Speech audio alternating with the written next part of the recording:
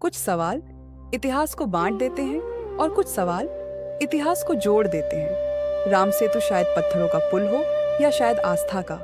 अगर राम सेतु सिर्फ एक कहानी होता तो फिर वो आज भी समुद्र के बीच इतना साफ दिखाई क्यों देता? और अगर वो सच में बना था तो आज तक कोई ये सीधे सीधे क्यों नहीं कहता, हाँ ये सच है या फिर नहीं, ये झूठ है।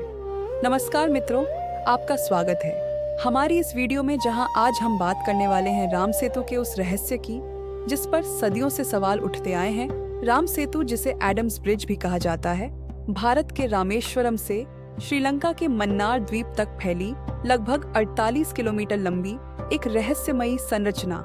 रामायण में लिखा है कि भगवान श्री राम ने वानरों की मदद से इस सेतु का निर्माण करवाया था ताकि लंका जाकर माता सीता को वापस लाया जा सके। लेकिन सवाल उठता है, क्या ये सिर्फ एक धार्मिक कथा है या फिर इतिहास में इसका कोई वास्तविक अस्तित्व भी है?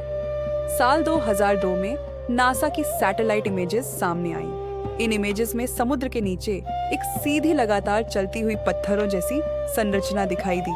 नासा ने ये नहीं कहा कि इसे भगवान राम ने बनवाया है, लेकिन ये भी नहीं कहा कि ये पूरी तरह प्राकृतिक है, और यहीं से कहानी और भी दिलचस्प हो जाती है। राम सेतु में मिले पत्थर आसपास के समुद्री पत्थरों से अलग बताए जाते हैं। कुछ पत्थर हल्के हैं, कुछ का स्ट्रक्चर काफी अजीब है, और सबसे खास बात, वहाँ के स्थानीय लोग आज भी इन्हें राम नाम के पत्थर कहते हैं। वो इन्हें सिर्फ पत्थर नहीं मानते बल्कि आस्था मानते हैं।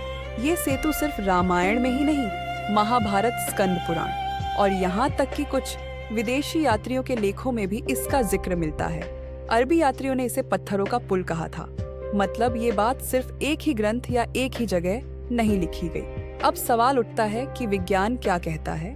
कुछ वैज्ञानिक मानते हैं कि ये कोरल रीफ से बनी एक प्राकृतिक संरचना है, लेकिन प्राकृतिक कोरल रीफ्स आमतौर पर इतनी सीधी लाइन में नहीं होती और ना ही इतनी बराबर चौड़ाई में। इसीलिए सवाल आज भी वहीं का वहीं है। जब इस सेतु को तोड़ने की बात आई तो मामला सीधे कोर्ट तक पहुंच गया।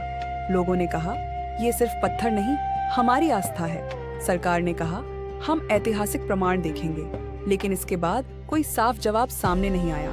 आज तक ना ये कहा गया कि राम सेतु पूरी तरह सच है, और ना ये कहा गया कि ये सिर्फ एक कहानी है। शायद इसलिए क्योंकि कुछ चीजें इतिहास से ज्यादा लोगों के विश्वास से जुड़ी होती हैं। राम सेतु पत्थरों का पुल हो सकता है या फिर आस्था का प्रतीक, लेकिन इतना तय है, इतनी बड़ी कहानी बिना किसी वजह के हजारों साल नहीं चलती।